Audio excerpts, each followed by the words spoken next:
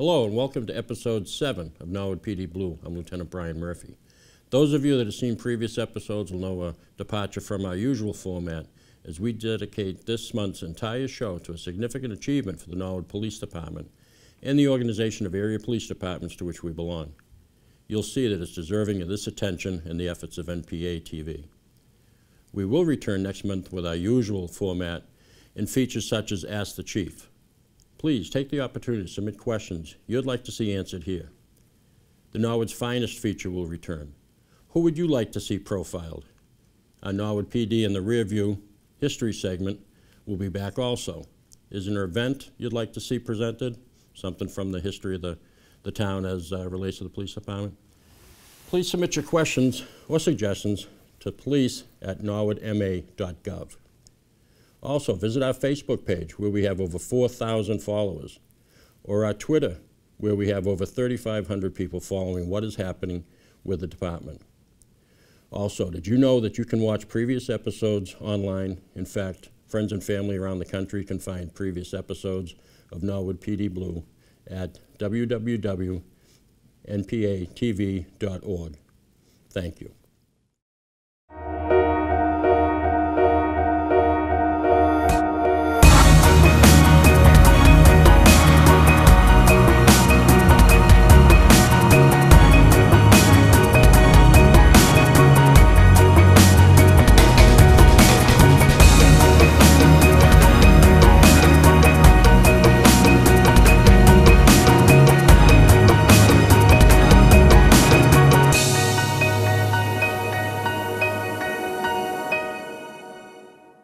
Hello, I'm Officer Kevin Grasso of the Norwood Police Department. This episode of Norwood PD Blue is devoted entirely to the development and certification of the Child Abduction Response Team of the Metropolitan Law Enforcement Council, or MetroCART. I am joined by Chief William Brooks of the Norwood Police Department and Chief Brian Clark of the Norton Police Department. Good morning, gentlemen. Good morning. Good morning. In order to understand MetroCART, you have to know a little about the Metropolitan Law Enforcement Council. Chief Clark, could you tell us about that? Sure. The Metropolitan Law Enforcement Council is a consortium of 43 local police agencies and 2 sheriff's departments working together on incidents that don't happen very often. Things like SWAT, call-outs, barricaded subjects, missing persons, and everybody's trained in their specialized unit to handle these large-scale incidents that just don't happen very often. We have public information officers, we have crisis negotiators, we have a mobile operations unit made up of motorcycle officers, a computer crimes unit, which is held at the Norwood Police Department, things that are larger scale for individual departments to handle. Thank you. Chief Brooks, what is CART? Well, the model for the Child Abduction Response Team really originated in Florida. Florida has higher per capita rates of child abduction and child abduction homicide. So the Florida Department of Law Enforcement, which is a statewide law enforcement agency there, developed these so-called CART teams, Child Abduction Response Teams. And the idea behind them really is to pre-plan how the police would respond to the abduction of a child.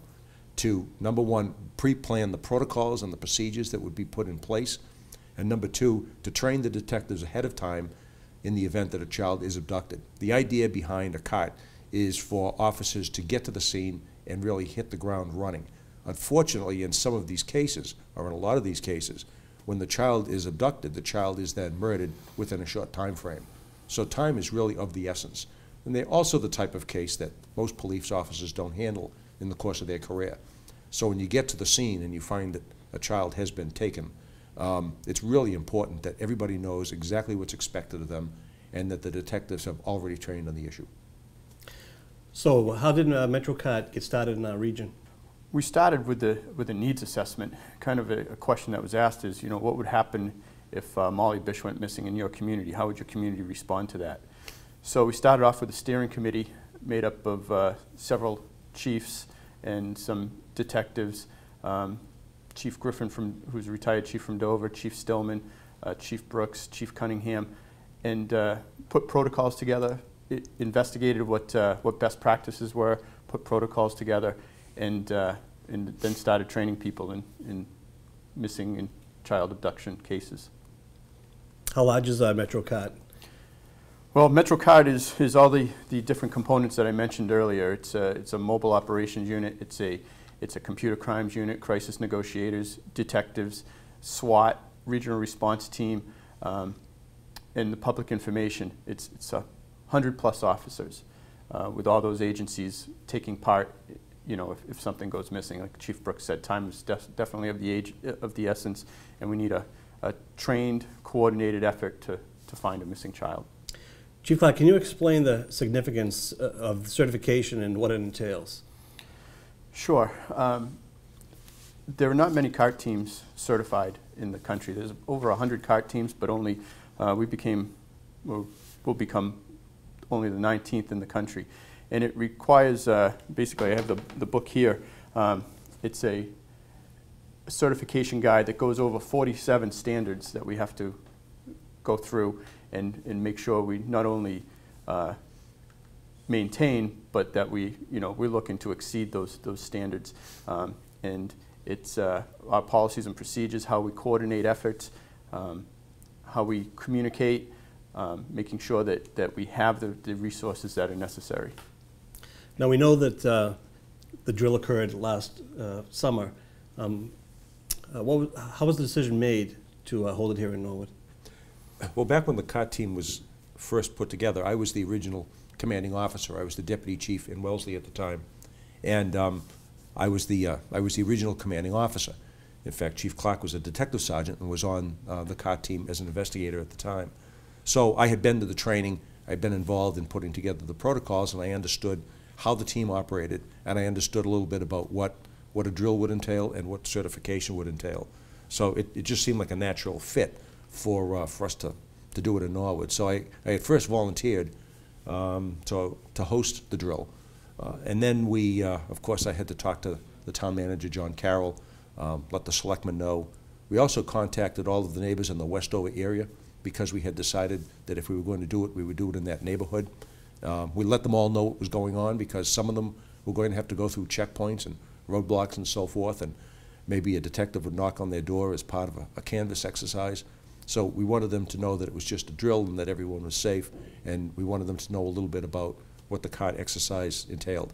And I must say, not to jump ahead, but we did not receive a single citizen complaint the morning when we held that drill. It was really flawless, and I think a lot of that went into the fact that we let everybody know what would be going on. Another part of the preparation, of course, was to talk to the school department because we wanted to use the Cleveland School as a base of operations. Chief Clark, what led up to the drill? Well, we brought in assessors. We had to apply for certification. So we applied to the Department of Justice through the AMBER program and had some communication back and forth, and they sent out two assessors the day before the drill, which basically went over all our policies and procedures, asked pointed questions of several command staff, and the next day we held the drill, where these assessors were going over each individual unit, seeing how everything was coordinated, making sure that the leads were tracked, that people were establishing coordinated roadblock areas, like Chief Brooks said, handing out pamphlets and going door to door, doing a neighborhood canvass. Great. Chief Brooks, how was the drill kicked off? Well, we started with 4 primary role players who had all been given some instruction on what to do. The girl to be abducted, or the simulated victim in this case, was actually Erin Kelly, who's the daughter of Lieutenant Peter Kelly of the Norwood Police Department. And the abductor was my son Kevin, who's a policeman in Wellesley. And we had actually created accounts for each of them and created text messaging back and forth in the days leading up to this event, so that when the computer crime unit got involved in the investigation of the abduction, there would actually be text traffic that they could forensically recover. So it really started with Erin walking through the neighborhood down on Westover Parkway, about a block up from Nickel Street. My son pulled up in a car with a partially obstructed license plate, and they spoke briefly, and she got into the car and they drove off. 2 crossing guards, Jerry Glassman and June Murata, were placed in the area. to pose as just women out for a morning walk. They made observations. They saw the car pull up and the driver speak with the girl, and then the girl hop in the car. They made a call to the Norwood police reporting that as suspicious. A couple of radio cars responded to that call just as would normally occur. Officers Kaskovich and Flanagan arrived at the scene, interviewed the two crossing guards, and notified the sergeant, who was Sergeant Benedetti. He responded to the scene, and then upon realizing that the child had probably been abducted, then he put in for the call-out for Metro CART. And that, of course, then, as Chief Clark has explained, that triggered a whole chain of events, which involved the arrival of a mobile command post, search and rescue teams, the detectives assigned to the child abduction response team. There were canines. The FBI sent an agent. State police sent a captain. 2 assistant district attorneys from the Norfolk DA's office arrived. Really 2 mobile command posts were set up in the driveway of the Cleveland school. And then we also took over the interior of the school and set up an investigative command center. And then throughout the morning, the various aspects, the various units of Metro, each conducted operations according to pre-established protocols. Once the initial broadcast went out and Metro was called, what happened next? Well, when the way that our command structure goes is, the chief contacts the control chief for Metro CART, who is myself, and I contact Wellesley Police Department, who has a paging system that sends out a page to all the units. And then all the units, there's a staging area that's set up, which was the Cleveland school. The units arrive there and then are awaited orders, told where to go by their commanders. Different units are brought in. Not only did the FBI come in the state police, but we actually had Team Adam through Chief Brooks that was coordinated. It's one of the first times they've ever really come out to assist, and they bring a lot of resources through the National Center of Missing and Exploited Children as well. And how did it end? Well, it ended successfully. We received a tip about a vehicle that was matching that description in a church parking lot, and we notified our SWAT team, who went in, took the suspect down, and recovered the child. So the final question was, how did you make out with the Department of Justice? We made out very well. We became the 19th certified CART team in the country. It's a big boost for us. When we put this drill together, one of the reasons we put this together is that we've never really truly been tested, and we wanted to be tested by outside assessors to find any flaws that might come and basically do better the next time. And a couple things they said to us was, about the mobile operations team that we used, that they've never seen that before, utilized that way, and the response of Team Adam. And it's like we've mentioned before, it takes a lot of resources in a short period of time to do a coordinated search for a missing child. So we're very happy that we became the 19th certified CART team in the country, only the 2nd in the Northeast, and the 1st in New England and certainly Massachusetts. Great. Chief, so what's the message here? Well, I think the people of Norwood and the communities that are served by the Metropolitan Law Enforcement Council should know that they're in good hands. Metro exists to augment the resources of local police departments and to help provide services that those departments would not otherwise be equipped to handle individually. In the case of a child abduction, there is a system in place. Procedures have been planned. Dedicated detectives have been trained and are on call. And the communities served by Metro have access, of course, to those systems and to those teams. So I think people should rest assured that the police have a handle on these issues, and I think that's all good. Can you tell us a little more about the field canvas? Certainly. It's really more than a canvas. It's kind of a neighborhood investigation.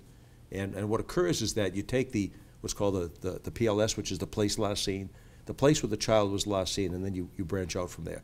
And typically, pairs of detectives would go door to door, knock on doors, and interview the people who are home. Now, in a housebreak case, you may just ask the neighbors if they happen to see anything, or if they saw something unusual in the area at the time. But in a child abduction case, you not only are looking for witnesses, you're also looking to identify people who are in the area at the time that the child goes missing, who may potentially be unknown witnesses later on, or may have information that they're not even aware of. The other thing to keep in mind is that in child abduction homicide cases, the victim is oftentimes not transported a great distance. So it could be that the child is nearby, that the child is being held nearby, and you might even find that during the canvass, detectives come upon forensic evidence, which helps in the investigation. So for this reason, it's important that canvasses be pre-planned and the detectives understand the various phases of the mission, and that they're keeping an eye out for this information as they make their way through the neighborhood. Can you explain the checkpoints and roadblocks? Well, as Chief Clark mentioned, Metro is kind of unique in that they have this regional motorcycle unit. And I think there must be 40 to 50 motorcycle officers from the various Metro LEC member agencies. And they've been given a very specific role in these cases in that they respond straight to the scene. They take a certain radius, and then based on that radius and the roads leading out from where the child was last seen, they set up checkpoints. And they go right out into the middle of the street and immediately begin stopping cars.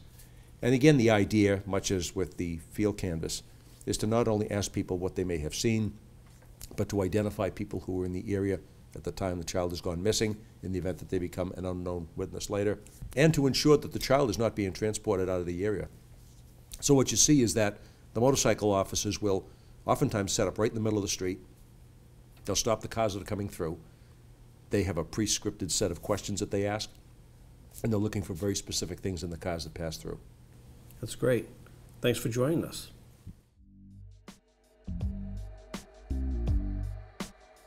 Possible abduction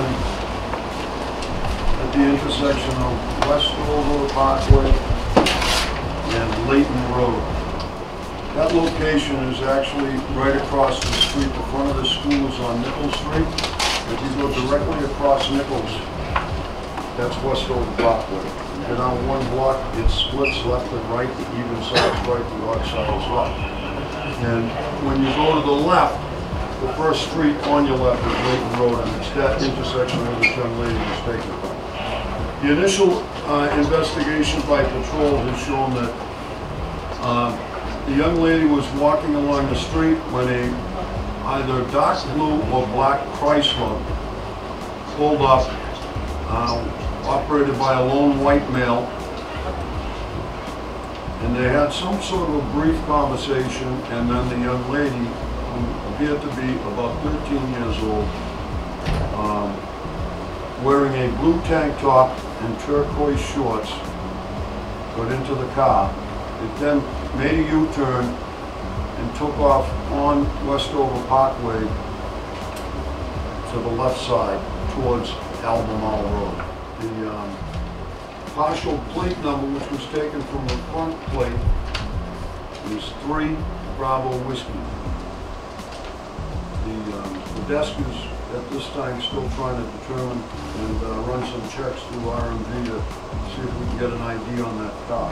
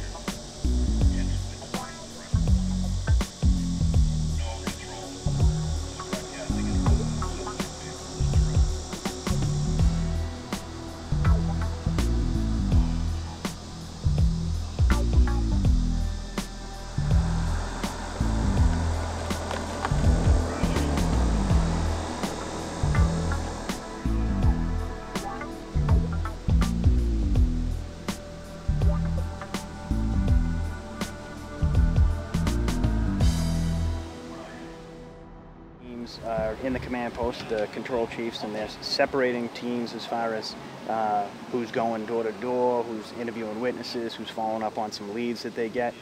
They have issued an Amber Alert So everybody on the street is looking for the vehicle that was already given the description of, as well as the girl. How many roadblocks were set up for this drill versus say, and how do you decide something like that? I don't have the exact number of the roadblocks. I can get it for you. But it all depends in the geographical area, how many streets or, how many intersections, how many streets going out of town.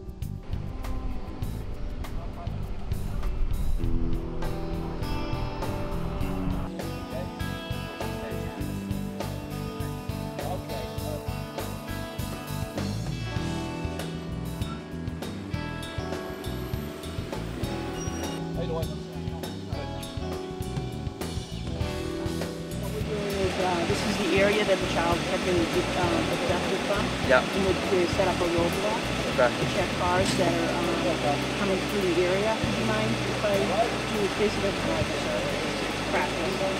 We'll just be in the vehicle. Sure. Sure. We'll just do a quick visual search in the vehicle. We're not going in it. Okay, We're yeah. looking in your windows. Yeah. Do you mind? No, that's fine.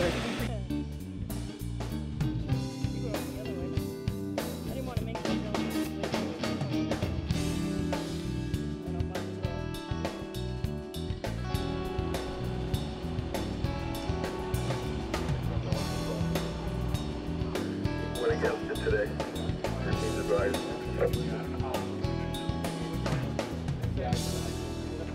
That fire road is pretty much the town line. As you all know, you're here because an Amber Alert has been issued in the disappearance of 13-year-old Erin O'Toole. Erin is described as a white female with freckles, approximately 5'3", and this morning she had her reddish-brown hair in a ponytail. She was seen wearing, the witnesses described, as either white or brown shorts and a blue tank top. She was last seen at about 8:20 a.m. at the intersection over Westover Parkway and Maiden Street in Norwood, which is not very far from this location. Witnesses observed her getting into either a black or blue Chrysler with a partial Massachusetts plate of 3 Bravo Whiskey. The last 3 characters of the plate were obscured, so we have no idea what they were.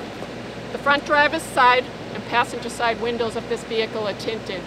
Witnesses could observe that the operator appeared to be a 30-year-old white male, and the vehicle departed towards the Route 1A area. And I have Chief William Brooks, he's obviously the post chief on this incident. He had to answer 2 or 3 questions because, as you can imagine, he's very busy and he needs to get back to the command post where they need his help in this situation. Thank you very much. So the officers of the Norwood Police Department, assisted by the Metropolitan Law Enforcement Council Child Abduction Response Team, are working hard. They're still out in the field. We want the public to know that little Erin is still out there. She is still unaccounted for. These cases are oftentimes resolved with help from the public. So we want people to keep their eyes open. People that don't have anything special to do this morning should be out looking for this girl. You're being provided a photograph so that you can publish that. We're also looking for this car. The girl and the car may not be together, but you've been given a description and a partial license plate. We really need the public's help. The sooner that we recover little Erin, the happier we will all be.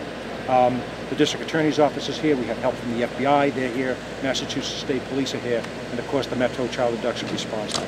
I'll just answer a couple of questions. Do we know if the victim knew the alleged kidnapper? We've not determined that yet. That's currently under investigation. We'll know more when we recover her.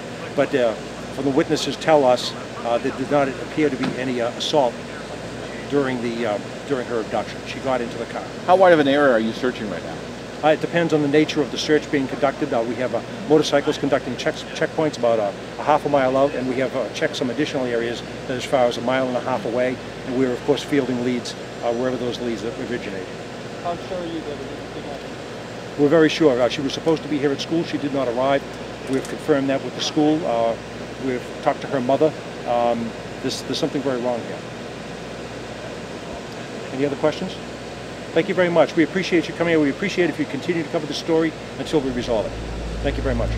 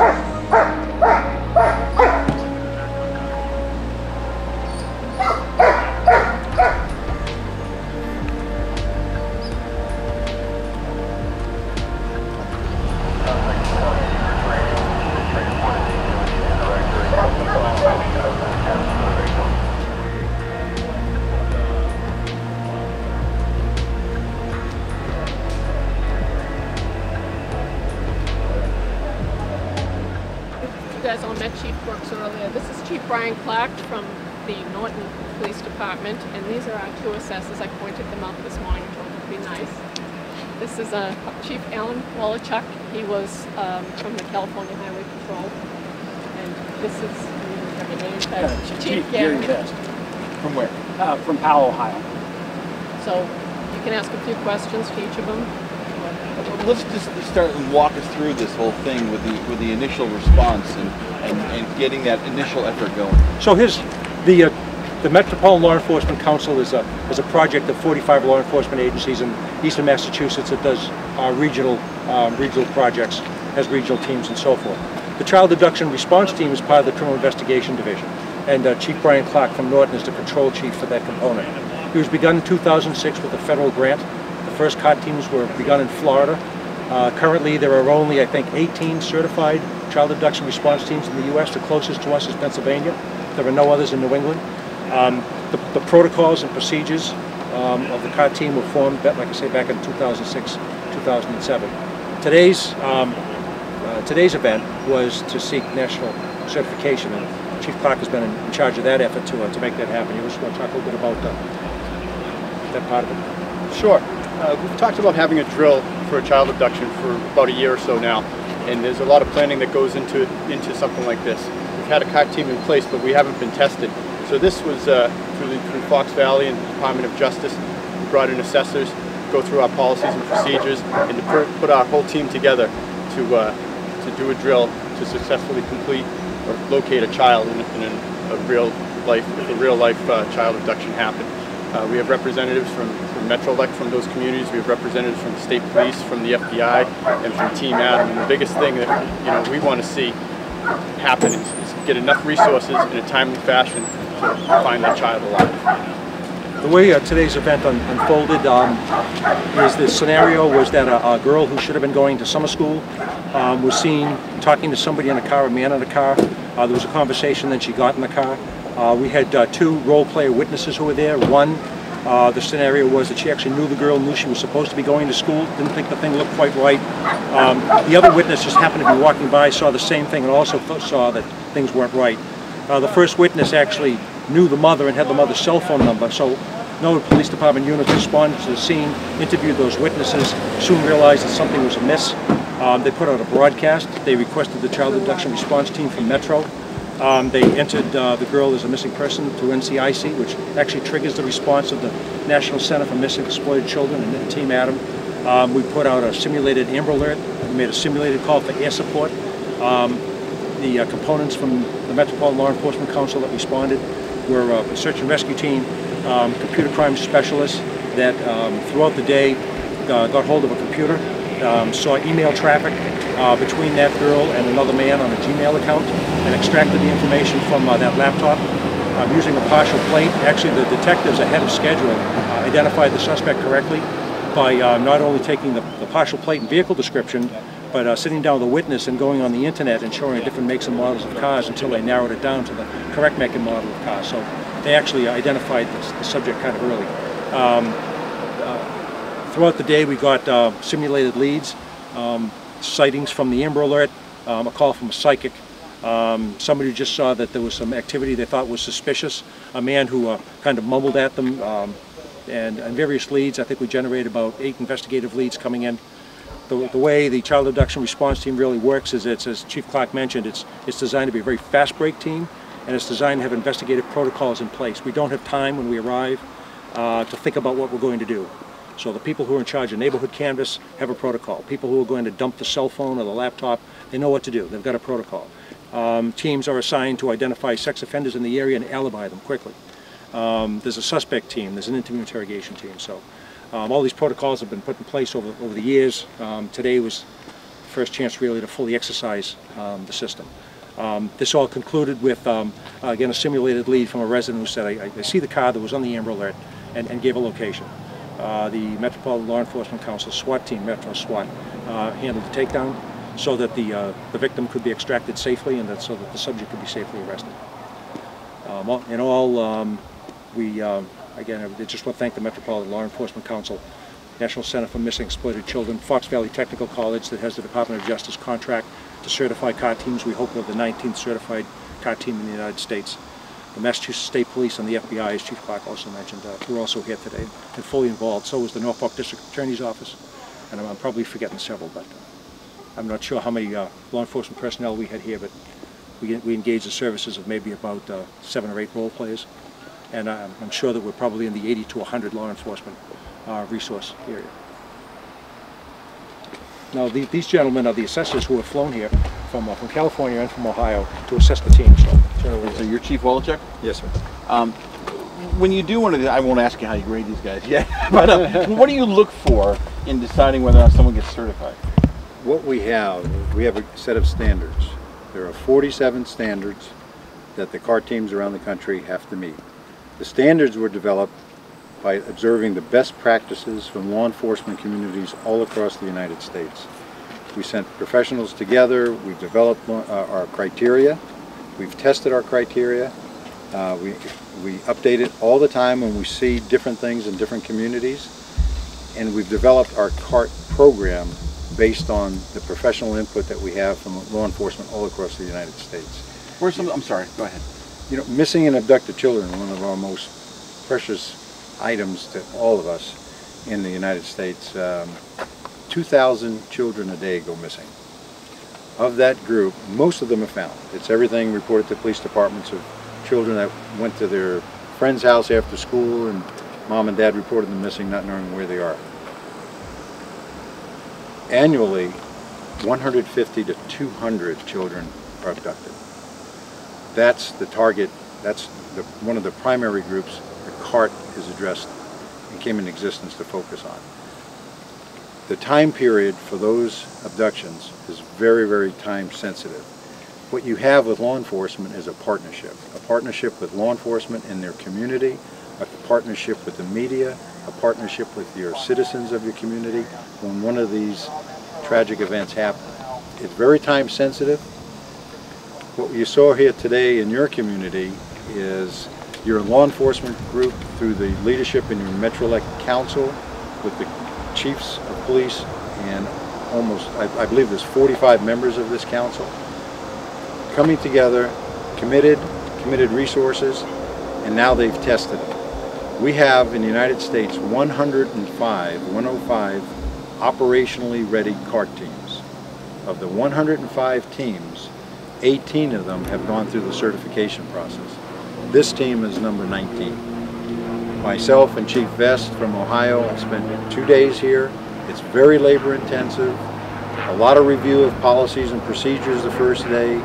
We leave it up to the agency to put the scenario together. We set some standards that they have to meet, and then the mock exercise. We evaluate the entire process, and then Gary and I will make a recommendation to the Department of Justice based on what we've observed in the last 2 days. This community should be very, very proud of their law enforcement partnership that they have. The team did an outstanding job. They put a great scenario together. They practiced beforehand, and now you're testing your system. And this is where you find out what the paper says, does it really work for you? And this team works very, very well together. We're very happy that we could be here, and we're very proud of your community, and you should be very proud of your community. You mentioned 47 criteria. What are some of the key ones? The response to interagency coordination, in particular how you track your leads that come in. When these things happen, and once you put out an Amber Alert, you've engaged your entire community. In some cases, you've engaged your entire state if your Amber Alert goes out statewide. So you have no control of how many leads are coming in. That one lead, that one critical lead, may end up in the successful recovery of an abducted child. Managing that is one of the most critical parts of it. So the leads management system we take a very, very close look at. We look at the incident command system. Someone has to be in charge, someone has to be responsible, and then the support group that supports that incident command system.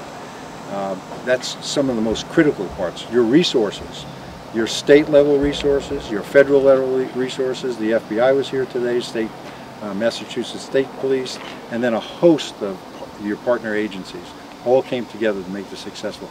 That's all part of the criteria that we look at. There are 47 of them, and the team overall did very, very well. Good if everyone else is. What's the time frame for you just submit it to the Department of Justice, and how long does it take for them to review? My report has to be in within 30 days from today. It will go through a review process at Fox Valley Technical College with our program director, then passed on to the U.S. Department of Justice, who will review what Gary and I put together in our report and question our recommendation on what we have seen.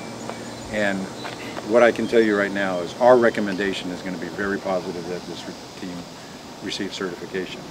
I can't tell you they have certification because that comes from the U.S. Department of Justice, but our recommendation is going to be very strongly worded that they receive. They'd be number 19.